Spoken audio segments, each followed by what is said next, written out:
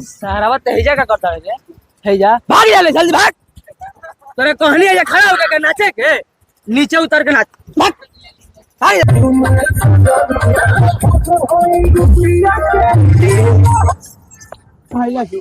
अरे साला ते मनबे किनारे तोरा का कहनी है बैठे का लू निकाल के घर से चार मारा लगा भाई भाई।